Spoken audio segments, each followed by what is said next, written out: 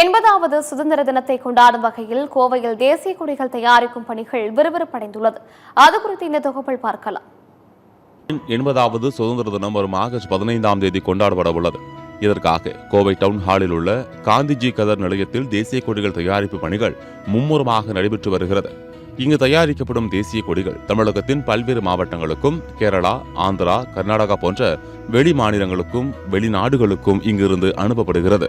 இங்கு பல்வேறு கட்சி கொடிகள், கோயில் திருவிழாவுக்கான கொடிகள் என பலதரப்பட்ட கொடிகள் தயாரிக்கப்பட்டாலும் தேசிய கொடி தயாரிக்கும் போது தனி மகிழ்ச்சி கிடைப்பதாக போரிக்கிறார் 45 ஆண்டுகளாக இந்த கொடி தயாரிக்கும் தொழிலில் ஈடுபட்டு வரும் ராஜேந்திரன்.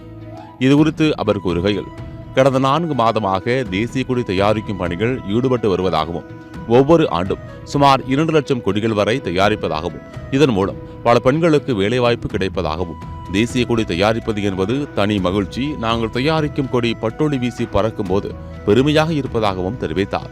கிட்டத்தட்ட ஒரு 45 வருஷத்துக்கு மேலாகவே இந்த கொடி தயாரிப்பில் நாங்கள் ஈடுபட்டு வந்துட்டு இருக்கிறோம். ஒரு காலகட்டத்தில் 1980 சும்மா லேசான இந்த தேசிய கொடியாக இருந்தாலும் சரி, கட்சி கொடிகள் இருந்தாலும் சரி, 1-2 தான் கேட்டிருந்தாங்க ஆரம்ப காலத்து 1980. அப்பொழுது நாங்கள் கையில் தான் வரைஞ்சி கொடுத்துட்டு இருந்தோம். இதைவே தொழிலாக செய்யலான்னு சொல்லி நாங்கள் 1980 இந்த கொடியை தயாரிக்க ஆரம்பித்தோம். அதாவது டிசம்பர் மாதம் பொங்கல் விழாவிலிருந்து டிசம்பர் கிறிஸ்துமஸ் விழா முடி வரைக்கும் ஒவ்வொரு மாதமும் ஒவ்வொரு விசேஷங்கள், விழாக்கள் நடந்து கொண்டே இருக்கின்றன. குறிப்பாக சொல்லப்போனால் அரசியல் கட்சி கொடிகள், பல்வேறு பொதுக்கூட்டங்கள், மாநாடுகள், அப்புறம் அந்த 5 ஆண்டுக்கு ஒரு சட்டமன்ற தேர்தல், நாடாளுமன்ற தேர்தல், உள்ளாட்சி தேர்தல், இப்படி பல்வேறு விழாக்களுக்குமே இந்த கொடி அதிகமாக தேவைப்படுகின்ற காரணத்தினால இந்த முழு நேரமும் நாங்கள் இந்த கொடி தயாரிப்பு பணியில் நாங்கள் ஈடுபட்டுறோம்.